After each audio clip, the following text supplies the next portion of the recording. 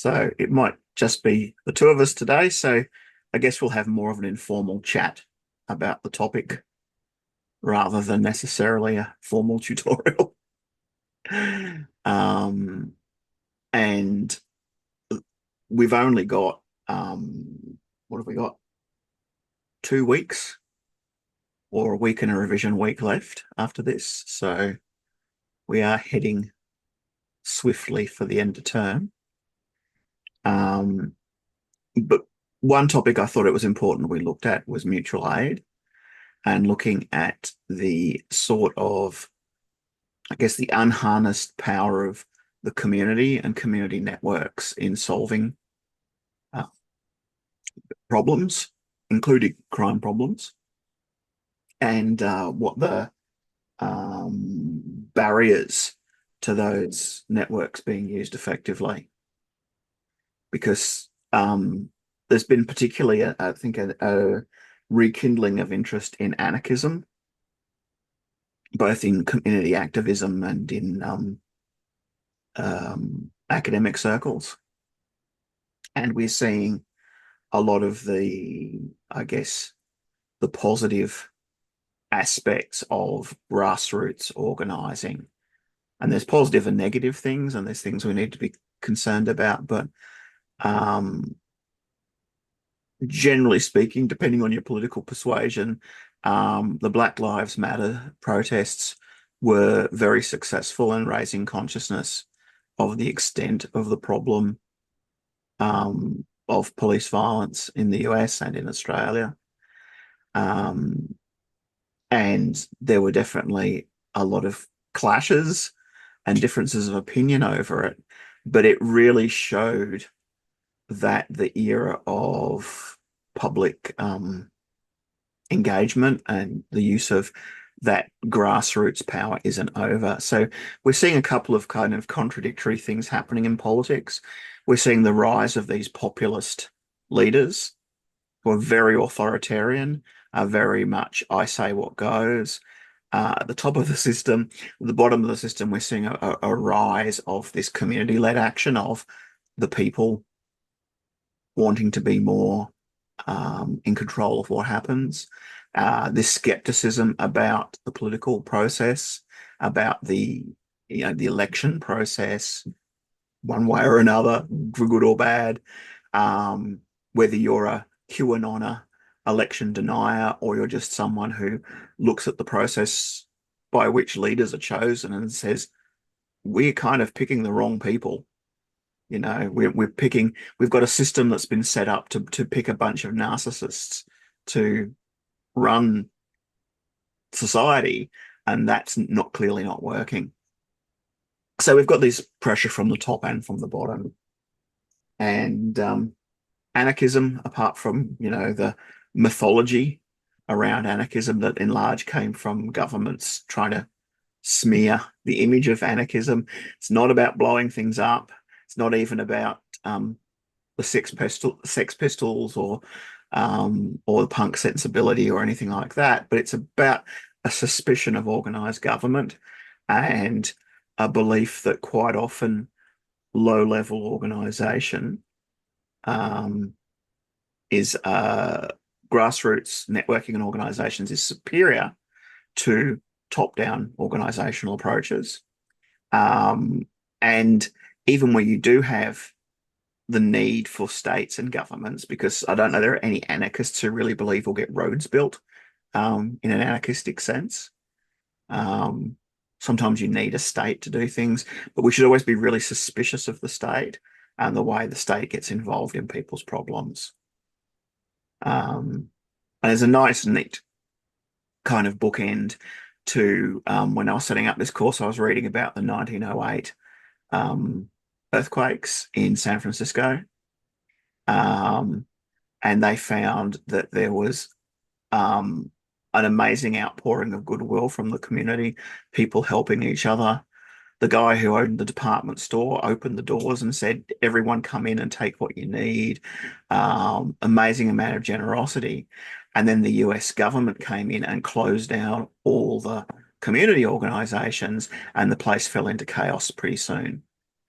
The government response was, well, you saw the chaos that happened when we were in charge. It would have been worse if we weren't there. But it's clear from the historical accounts that the government actually, it's the government's interruption that created the chaos in that state. So there's one historical bookend, and the other that was happening during the first time around this unit was the Lismore floods, where the same thing was happening. Um, there were people organizing, rescuing people who were stuck on rooftops. Like there was no government agency in there getting people off of rooftops into safety. The local restaurateurs were and farmers were donating food. The local restaurateurs were making food and getting everyone fed. And there was actually this big outpouring of public support. And then the state emergency service got involved and again started closing everything down because people weren't qualified, and the food that was being produced, was it being produced under safe conditions that were consistent with government safety guidelines? And instead of having like the group housing that was being set up and being shared, the government acquired 20 mobile homes and shipped them up. This was like about 3 months after the floods had happened, and shipped these 20 mobile homes to Casino, which is quite a long way from Lismore. And that was the end of it. And they said, we want people to have proper, modern housings. They put these mobile homes that would home like 20 families or 20 individuals or not very many people. They didn't even take them to the right town. And it reminded me of how often history repeats itself. And how we know again and then people started squabbling and fighting, and quite often government does not serve to bring people together, to draw on people's strengths to negotiate solutions. It behaves in an officious way. It disrupts those existing organizations that sort of spring naturally out of communities, and is competitive. It sees those things as competitive to itself. So you think, why would government want to destabilize these things that are happening?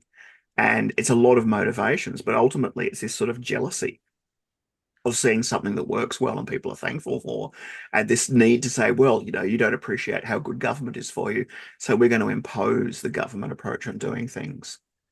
And now what if someone gets sick from, inadequately prepared food? It's much better that they starve and don't have food at all, or they wait for the food that we're going to deliver to the wrong town, than actually, take the food that's freely provided, that there isn't government health inspectors involved surveilling. So when you've got catastrophes, it becomes really clear the problems of that interaction between government and community. When This, did that become such a thing, though? Like, growing up, my mum used to go and volunteer at a place, and they would create fruit and veggie packs for cheaper than you could buy at the supermarket and what have you, and then deliver it to the community. That's not around anymore. So when did health and safety become such a big thing? Like I used to work on the army barracks in the kitchens, and we couldn't donate our leftovers to the homeless because what I was told was that someone got sick and then tried to sue yeah, whomever. But I was just like, we're throwing out all this food. yeah. There was Good Samaritan laws passed in, like, Good Samaritan laws, something like that. Um, in Victoria. It was before the plague. I was going to say it was recent, but it was before the plague, so it was a while ago, that clarified the position on donated food. Um, Queensland may or may not have a similar thing, where people were like, again, it said, oh, there'll be litigation and someone will get sick from eating something and we'll get sued and whatever else. And there was laws that were passed that said if you donate food in good faith, and you're appropriately careful, that you can't be sued on it. And I don't know that those fears were ever located in reality, because one of the one other piece in this mix is the insurance companies, because insurance companies manufacture fear of litigation to keep putting their premiums up. A few years ago, um, they bumped up all the public liability insurance for councils, and there was this mad rush in New South Wales to close down all the parks and to pull all the play equipment out of the parks. Um, and the reason was like, oh well, because people keep suing us because they fall over in the park. Um, and they sue the local council and it's costing us all this money. And that does happen, but you stick it out, and if the person actually goes to court, it's usually they don't win on that sort of thing. But what was actually happening was that insurance companies were manufacturing this kind of fear. So insurance companies, if people are donating food, are going to start raising everyone's insurance premiums and saying, "Oh well, we've got to do this because people are donating all this food, and someone's going to get sick, and this is going to happen." So Well, we still have like the Mayor's Christmas appeal, and there's, donation bins put in the schools and all that sort of stuff. They're canned goods um at Christmas time, but still like all the We Care and the PCYC and Salvation Army, whomever used to do food bundles for, single parents and what have you. Now you ring up and you get a voucher and go to Woolies and buy it. And I'm like, has it really gotten to a point where people are picky? This is going to sound horrible, and it's not the way that I sound it. But if you are that destitute, food is food.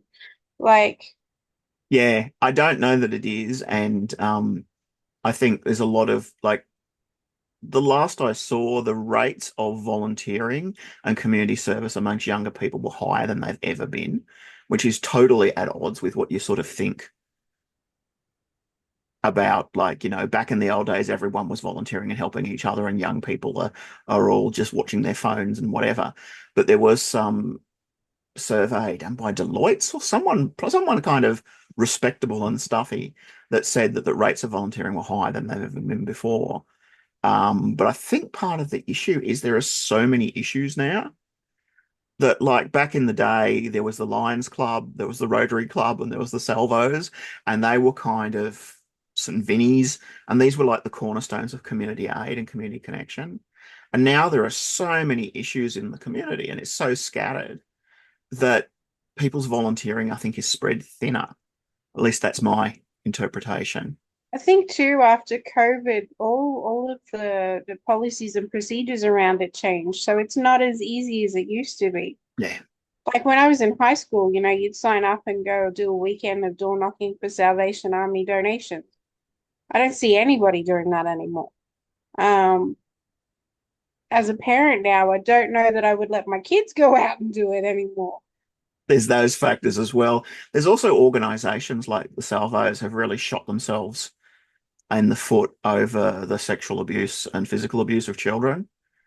So a lot of the charitable work that was centralized out of religious groups, and we've had the inquiry into institutional responses to child abuse that have found that not only is it rife in these, and not just religious organizations, any child um, connected organization like a choir or a kids sports club just attracts pedophiles like flies. Um, but what the inquiry was really about was the way that organizations totally failed to deal with the issue and the way they covered up the things that happened. And that was like yeah, we no one likes pedophiles, but at some level we know they've got something wrong with them. They're broken people. And what we're really concerned about is the bureaucrats who run organizations who conceal this to protect their own reputation. That's like a deliberate evil on a different scale to someone who possibly, There's however a bad they reason are. they do that now. You know, back in the day, it was a case of, string them up and whatever else.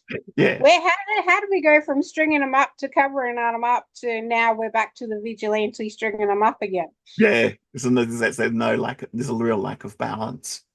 Um, so yeah, I think this is why anarchism, and there's also, I think, one thing COVID we had to deal with was care fatigue too. So there's lots of people who do lots of volunteering in different parts of their life. But when we hit COVID, suddenly everything was just like overwhelming. People who were working, in charitable stuff with animals. Suddenly there were animals dumped everywhere because of COVID, because people couldn't look after them anymore. And suddenly the people who were volunteering to look after animals were completely stressed out and were unable to keep going.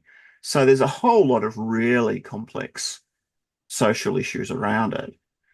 But I do think it's one thing we have to, as public sector um, decision makers and strategists, to really think about when is it appropriate?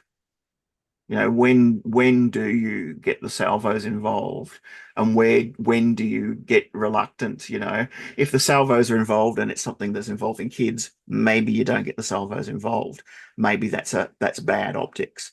But if it's the salvos just collecting food packs and things like that, um, maybe that is a situation where we talked about partnerships um, earlier on when we talked to commercial partnerships, but there's also that issue of community partnerships.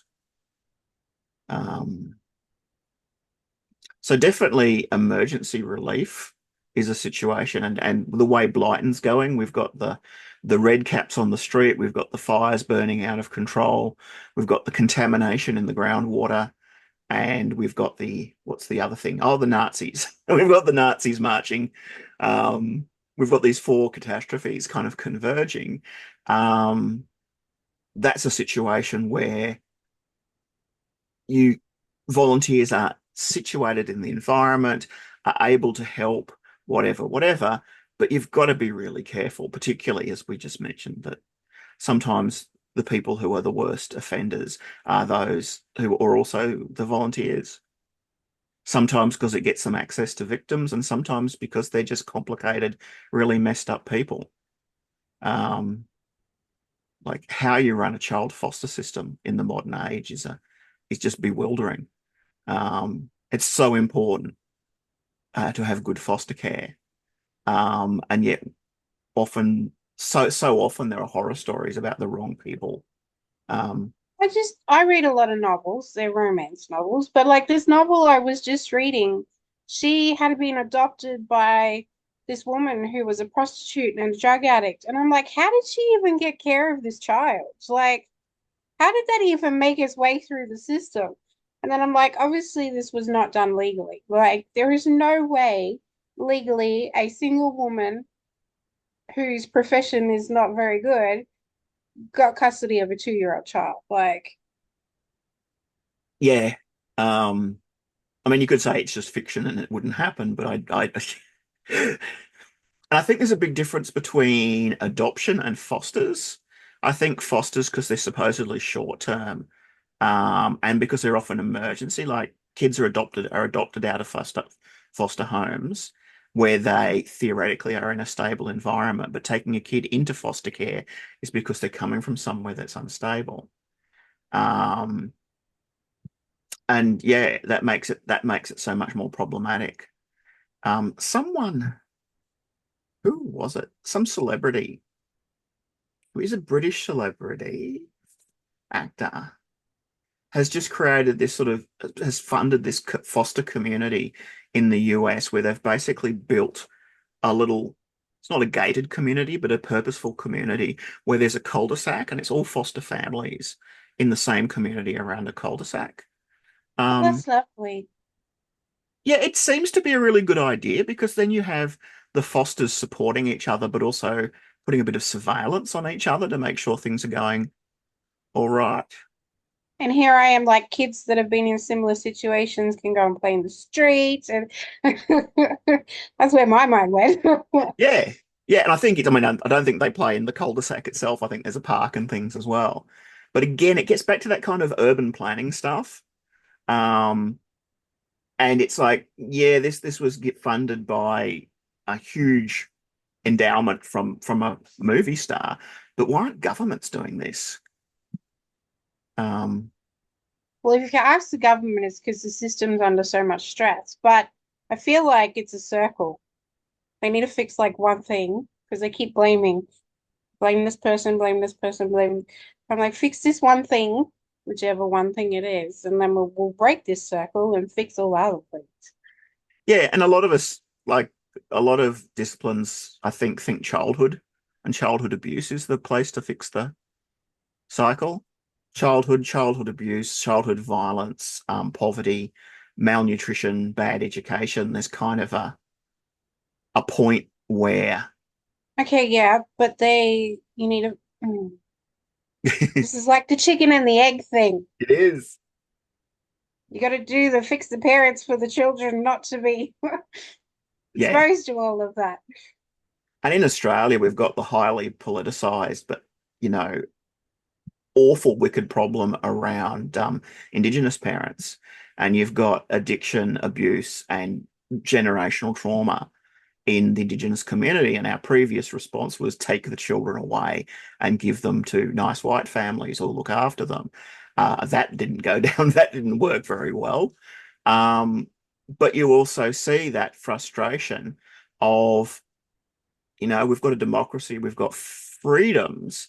How far can you go to intervene in the way families are functioning? And at what extent does, I've got a buddy who works in social work, and that's the constant problem social workers have is like, where is it justified to take children away from their parents? Because sometimes it is. You've got What parents, I have experienced is that people can ring up and make allegations, and then the police and social work and child safety and whoever else is involved does their job because allegations are serious. But even in sexual assault cases, anybody can make an allegation. yeah, Once the allegation's made, oh my God, it is so hard to prove an innocence. yes, And then with sexual assault, if it's a false allegation, people who are actually assaulted don't want to go through all of that to prove that, yes, actually it happened. yes, yeah. It's just And everything's broken. everything's broken, and that's the problem. And I think I think this is where I think being able to activate and recognize community is important. And all our bad experiences kind of push us, and government's constant kind of propaganda machine pushes us to go, it's the government's responsibility. The government has to fix it. And then we say, um, well, we got community groups who try and fix it. Then we go, well, look at the Salvos, look what they did, and look at like the rate that they did a lot of child fostering, but there was also those extraordinary stories of child abuse that came out of the inquiry. Um, but then there's like, well, that's broken, so we can't use that anymore. Um, so See, that's what's wrong. It's broken, you fix it. You don't throw it away and get a new one. yeah, possibly true. And I think I've mentioned this before, but one of the big frustrations of being a criminologist is reading through all these articles, which is here's a description of this 5-year program we used to work with, street kids, and we did this and it was really successful. And the end of the story is, and then we ran out when funding ran out and it didn't get funded and it got closed down. And the criminology journals are just full of that stuff. So there is a real, and this is, I guess, why sustainability becomes an important part of projects now, is starting something up that doesn't have a way of self-sustaining is just going to make it worse for people who get a glimpse of a bit of a better society and then have that pulled away from them. So, Still don't know when things change because growing up, I was friends with my neighbors. My sister was friends with the kids down the street. We'd all go to the park. I don't know when that stopped being acceptable. Like, when did people stop being friends with their neighbors? yeah, like I'm the classic 80s kid that gets romanticized in all the TV shows and things where we went out on our bikes first thing in the morning and we didn't come back till just before dark. And like we had no surveillance, no mobile phones, and no parental monitoring for good or ill. um and it's easy to romanticize those days and to say, well, the world's much more dangerous now and we've got helicopter parents and everything else. Um, but yeah, it's this ongoing balance, I think, between knowledge and ignorance and then paranoia. So Originally we thought neighbors were all lovely and the back in the days when if you got into trouble, you asked a policeman. And then there were, serious child sex offenders found in the police force. There was that period of realizing how pervasive child abuse was, and it wasn't strangers in vans, it was people that the kids and the family already knew. And I don't think we ever recovered from that break generally. I mean, we're still paranoid about people in vans, even though they're not the ones who abduct children, generally speaking.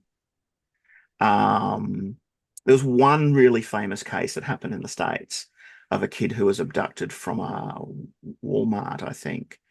And his father then went on to host the Unsolved Mysteries TV program, so it just kind of blew out from there.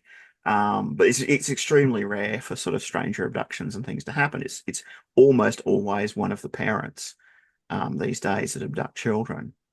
Um, or it's children running away and then coming back within a few days.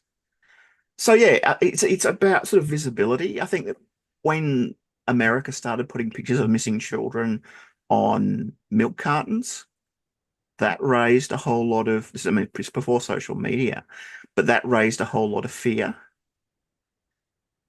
And people weren't necessarily like, if you see there's 100 missing children, that sounds and is terrible for the families involved. But if you're in a nation of sort of, is it 50 million people or more? 500 million Probably people? more. Yeah, I think Yeah. it's like 500 million people. 100 is really insignificant, and there are probably more kids killed by bees each year than are abducted. But you don't have pictures of kids who've died from bee stings on the milk cartons. You've got the missing kids on the milk cartons. So social media is also, I don't think it's made things much better. No, well, see, that's what's currently on the radio, the news. That's the only workplace I hear the news. But the Australian government wanting to make it illegal, for lack of a better word, for children under 16 to access social media or something like that. I don't I don't agree with 12-year-olds having access to social media. 16 may be a bit old, but my kids don't have phones, let alone social media. So their video games, like their Xbox games are bad enough, let alone access to everybody else on social media. And then because my kids go to a Christian school, so private school, the principal has then banned it because there were girls making TikToks degrading teachers. So now it's just banned at school. So It's interesting. I'm finding it very hard to have a strong opinion on that particular debate because it's like on the one hand it's a very draconian sort of thing to do, very controlling. On the other hand, like should anyone have access to X? I don't have X, never had X.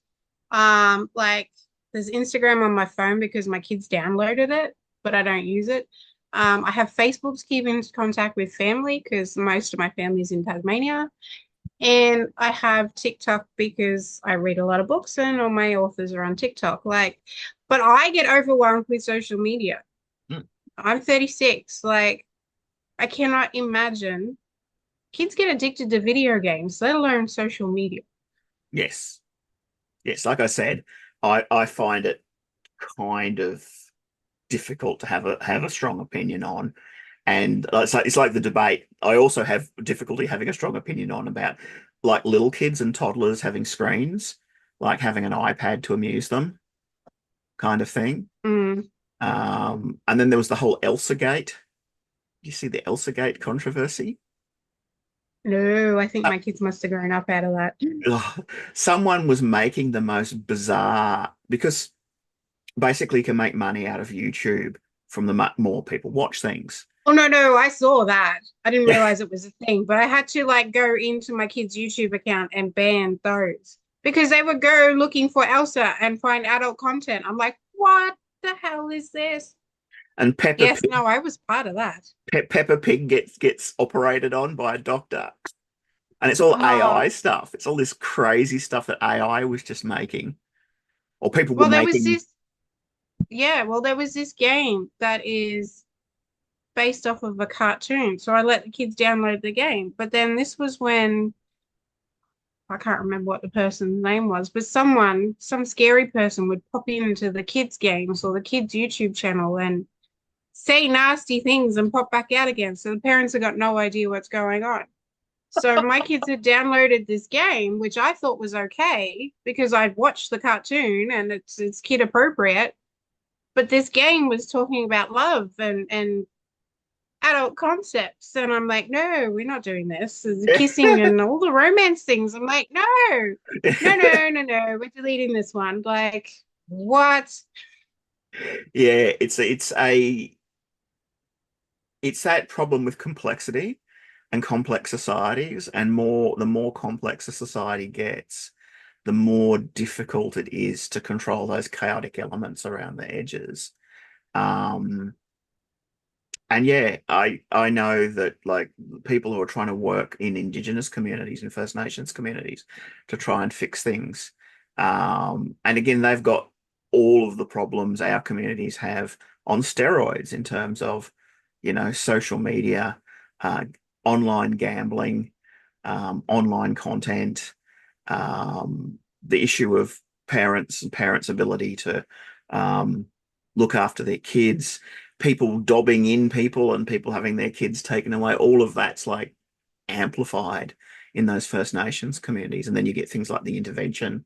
Um, and, It's just really hard because their mentality is it takes a village to raise a child. yeah, Um, their culture, I should say, not mentality, is that. So that's, what should be happening. And because there is no community, really, there's no village to raise a child.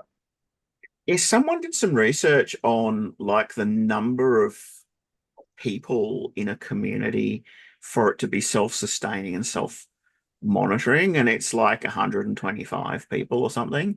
And once you get beyond, you've got 120 up to 125. It's like 70 to 125 is an optimal number of people. I don't know how they did this research, but I think it's an interesting point that some things will work in pre-industrial societies or small groups, small societies, small communities, but trying to roll out anything at size is always a problem. And there are always bad actors in that system. And again, being conscious of being policymakers and criminal justice and everything else is, there are lots of bad actors in government. There's lots of people who, for whatever motivations, come in and just smash structures and break things that are working. Um, or you know exaggerate problems in other areas. So it is really hard to get to number one, get to a solution to a problem, but number two, to get to a solution to a problem that can be packaged and sold to the media. Um, we've known for a long while that our solutions to treating heroin addiction are not working, and we've seen places in the world that have got progressive, thoughtful ways of treating heroin addiction using heroin, um, by gradually taking people off of heroin. But every time you try and introduce it in somewhere like America or Australia or the UK, there's like a moral outrage because how come we're giving heroin addicts heroin? Um, But it's like the nicotine, it's like nicotine. You get nicotine patches to come off the cigarettes. Like yeah, it's yeah. Well, we you reduce use the the dosage. we use what is it called? I'm just blanking completely on the name of the chemical we use to get people to supposedly get people off of heroin, which is more.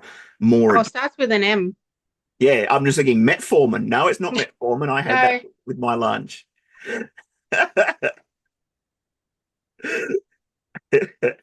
Totally blanking. um,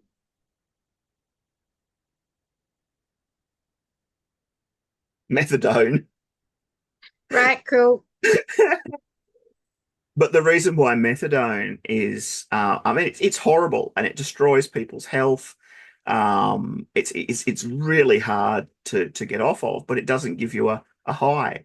So there's this whole moral argument about giving people using heroin, which people will get high off, to treat heroin addiction. And instead, we've got to be like Puritans and punish them using methadone, which not only is harder, but is actually going to actively harm them because we're worried that, an addict might get a little bit of pleasure out of heroin while they're getting off of it, and that's a morally bad thing. Um, But the thing with that is they got to go to the hospital, which puts strain on the hospital system, and mm, who pays for the methadone? And I'm pretty sure in America they got methadone clinics. yeah, yeah. Ours is healthcare provided. I know a dude who works in a pharmacy, and he's got a lot of methadone clients that come in. Um, so yeah, it's that whole you can come up with different policy responses and you can come up with the best one, but then to make it palatable for politicians to sell, you know, it's like anytime we do anything for former prisoners, it's like, how come prisoners, they're all murderers and rapists, except that they're not. And they get this thing and I don't get this thing. That's not fair. Do you remember the sandwich maker controversy that someone in Boggo Road had a sandwich maker? I think you mentioned it in our other class, but Yeah, no, I it was wasn't a for big that. one a few years ago in the Courier Mail. We kept bringing up. Um, he had like a Tiffany toasted sandwich maker in his cell that he presumably bought with like his prison money he gets paid for working in the prison.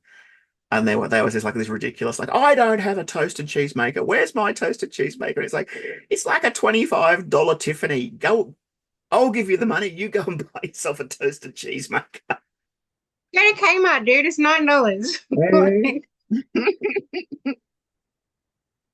But yeah, there is often that uh, difficulty in promoting something where people see that they don't see the big picture.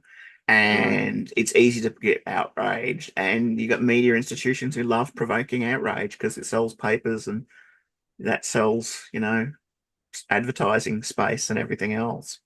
Uh, political motivations. yeah. So coming back to the theme of like, liaising with community groups, um, sometimes it helps because they already have roots. If they're an established group that has roots in the community, it can be good. Um, but there can be all sorts of sort of traps for the for using those kind of groups. Um, Do they have government funding? Like, what are we classing as community groups? I guess groups that they may have government funding as part of what they do, but substantially they're run by volunteer power.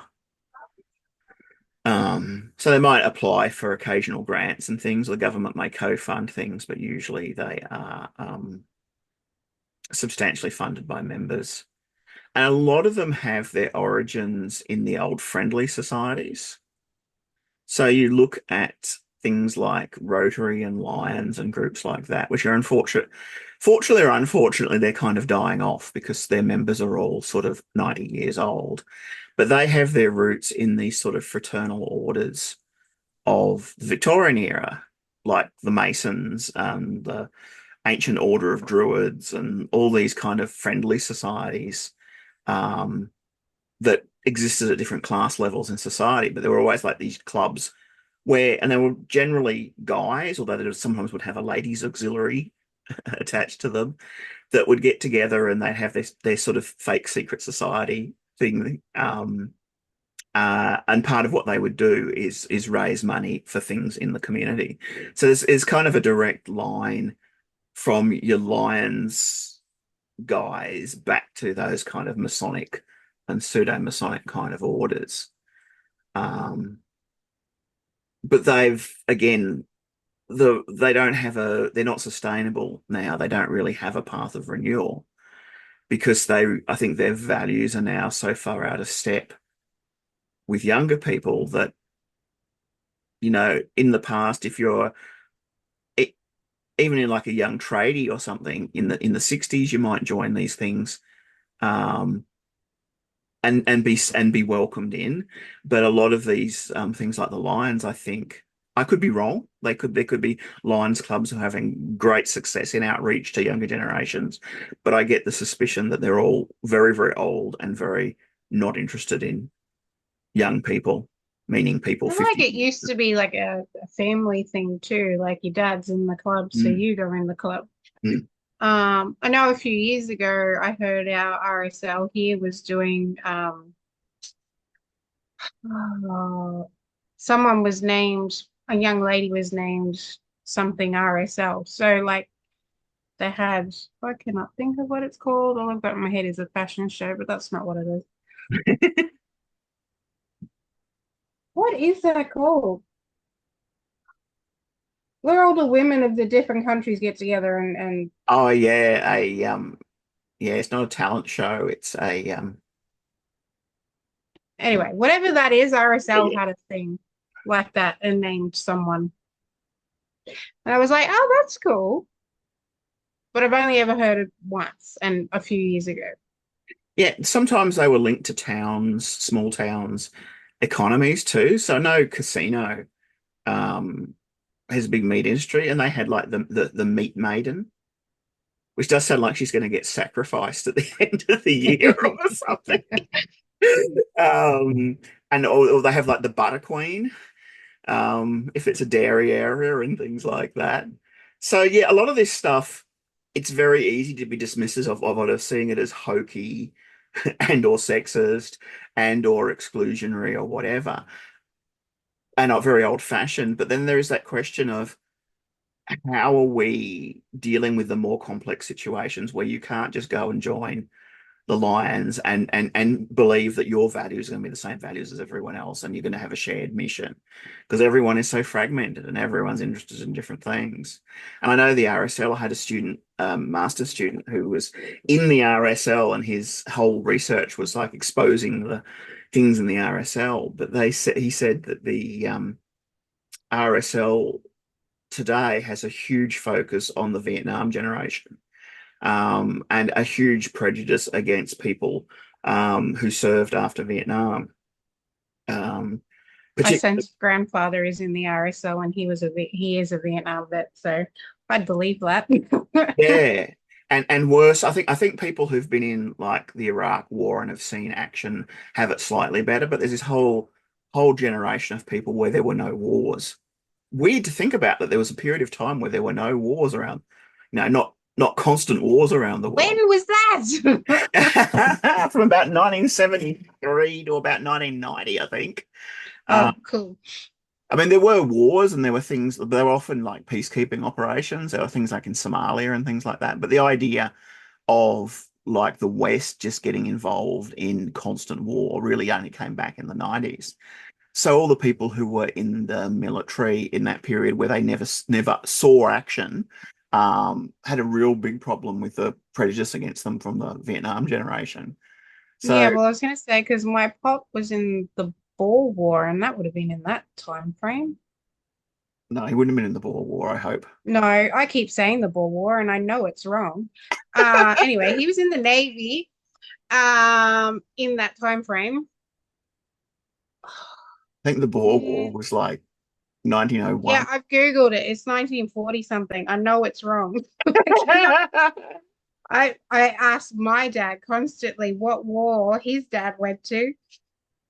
He's like, nope, try again. Man, I read it on the wall when I was at Nan's house. Anyway, he was in something at the in that time frame. Was there a Korean War? There definitely was a Korean War between World War II and in the 1950s. That's a possible one. Oh, Civil War that Americans and Australians were involved in. I feel like my pop wasn't alive then, but he probably was because I feel like they were born in the 1920s.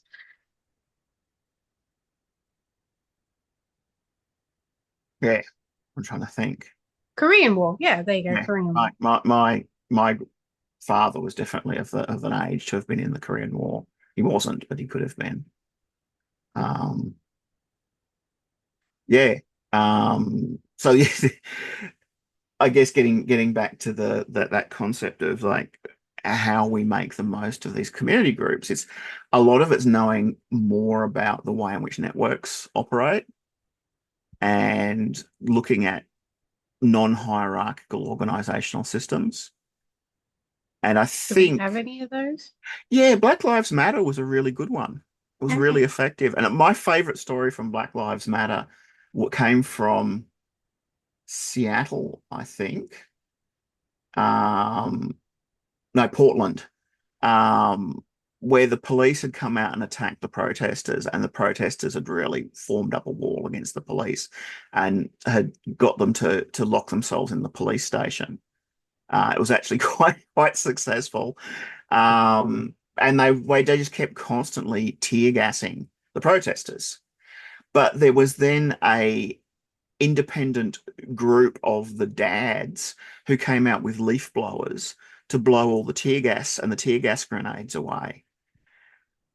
And that was That's a pretty inventive. absolutely spontaneous. It didn't come out of the young and radical part of the community. It came out of sort of the middle class, middle-aged part of the community. And just out of nowhere, we got the leaf blower brigade come in and like Gandalf at Helm's Deep come in and blowing the tear Yeah. gas away. Um, but then again, like I think it was a combination of some really terrible things and Donald Trump's entire failure to lead people that saw Black Lives Matter actually organize and be really successful. And as soon as Joe Biden became president, people just kind of fell apart and lost their impetus to like, I mean, I know there are people still protesting, there's still stuff going on, but that big groundswell of opinion and a consolidation of power and those networks working the way they did seem to be a function of having someone like Donald Trump in charge, which is bizarre. Interesting. Yes. What Uh, about the Me Too movement? Is that community I think so. political? Probably not political. I mean, the Me Too movements also, and I guess Black Lives Matter too, are consciousness raising movements too. So there's also a big difference between people who are raising consciousness and people who are actually doing things in the community and helping people. Um, and you don't often get a combination. I mean, the Black Panthers were really interesting because um, they were really much organizing around racism. They also had sort of very radical politics, but they also had a schools food program where they were sending food into schools. So because they knew that a lot of, particularly the black kids, were not getting proper food at school, creating all sorts of problems. And this huge food program, and the FBI broke in and peed on all their food.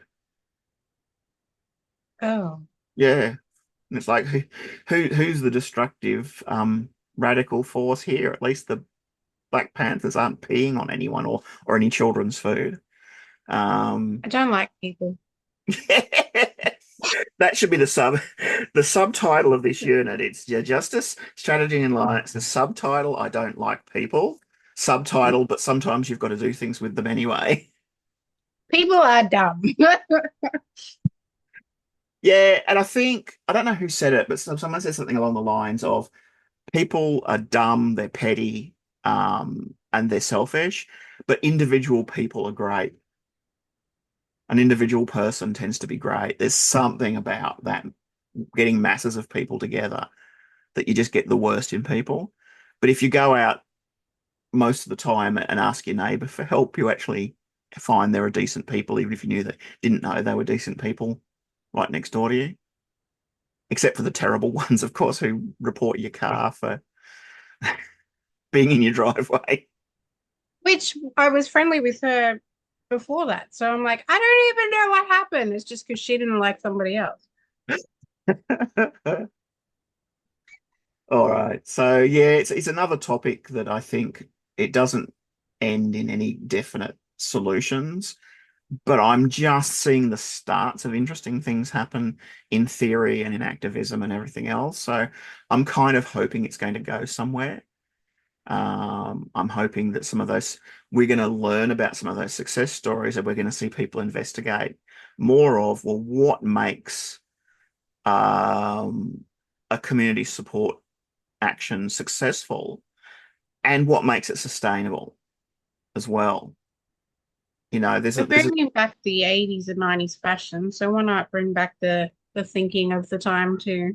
I mean, there's a guy in Upwey in my local community who has a van who you know he puts on soup every Friday night, and anyone who's hungry he comes and can get soup from Soupy's Soup Kitchen, and he's been doing it forever. But when Soupy dies or retires or is sick, there's probably not going to be any more Soupy Soup Kitchen. And everyone is just kind of waiting to find out that he's like, poisoning people's soup or, is a serial killer or something, because people have that, messed up desire to go, well, this person's doing nice things for other people. There must be something really wrong with them, you know? Because you can't just be a nice person anymore. No, look at that It's nice always an Jeffrey Epstein. alternative. Yeah. Jeffrey Epstein did a lot of stuff for science in schools. He's a very generous donor in terms of science education. But that's a different Jeffrey Epstein too. People are complicated and people are messed up. Yeah. And then at the other extreme, you get the Elon Musk saying we shouldn't have government at all. We should just let billionaires run everything, and billionaires can make decisions as to where to spend their money to solve problems. Can we not all collaborate? Yeah, yeah. Should you have to be a billionaire to make those kind of decisions? I mean, This democracy. is the strategy thinking where the bosses just sign off on it. I can't remember what school that is right now, but Yeah, yeah. One. I mean, we're kind of running out of time, but one thing I think that's been really positive, um, is the use of, what are they called? Not citizen tribunals. They've used them a couple of times recently in Ireland really successfully, where you have a random draw of people from society who look at making decisions. So it's more purely political than more purely democratic than having people who want to be in power running for power. And they actually use this on the issue of abortion and on something else that were two, Ireland being a Catholic country, that were two issues that they were really locked in controversy over in the political process. We're not going to see a result, but they used this citizen group. They made a solution to the problem, and everyone said, "Yep, we agree to abide by it. We're happy with it." So we do have, you know, people are coming up with new ideas and new solutions. we just Um, need more forward thinking higher up officials. yeah, trying to see if I can. Citizens Assembly.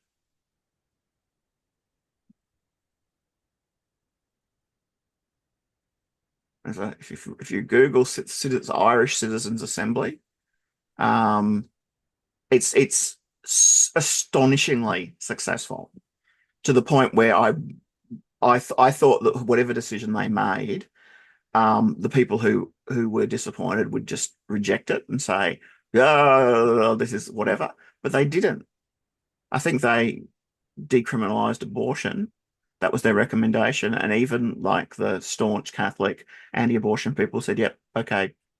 Citizens Assembly spoke, and so Must all be in the wording. little bit of sparkle on the big mound of poo that is society and people. Um, Shouldn't have been criminalized in the first place. let's just be happy with that's been fixed now. Yes, I know. I'm like, Let's I not shouldn't have reopen just said that. But anyway, it. um, don't have time for rants. Okay. So yeah, I don't know if I've got I anything. don't have to run away today, so if you want to do the challenge or Yeah, I not, don't think there's much we can do without the others yeah. here. Just for people who are watching the video, we're doing months 7 and 8 together. So you'll have double the amount of workers. And yes, when you come to place them in the town hall, every slot is effectively 2 slots. So you can put them in twice because it covers 2 weeks. Um, if you have chosen your pathway on the latest crisis, you'll have 4 workers. But as far as I know, Stephanie's the only one who's done that. So at the moment, everyone else only has 3 workers. But as soon as you make a decision on the next fork in the path, you'll get that extra worker. So, and some other goodies. Cool. I can't actually take advantage of any of the, let me find the right words, upgrade market. Yeah, they'll stick around for the next couple of weeks anyway. Oh, I Uh, can now. You've changed my budget. yeah, No, wait. Oh, hang on. that's the other thing. You got twice. Whatever you bidded for your budget, you got twice that because it's the 2 weeks.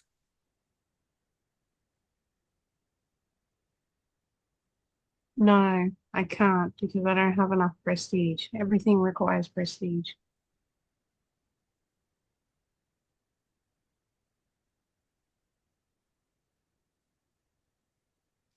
I don't have enough prestige to buy anything from the upgrade market.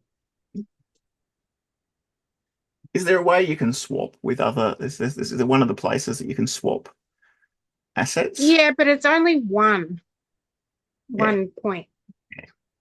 1 point's not going to make a difference for me. So cool. awesome. Otherwise, yeah, for everyone, um, let me know in Teams or if you want to have a chat or anything else in the next week or so. We will have another crisis next week. We'll have the month 9 crisis, the last one, and then then there's the week to figure out what the different ends of the different scenarios are. Cool. Can I ask you a question about our other subject assessment after this? Yeah, yeah. I might just stop recording.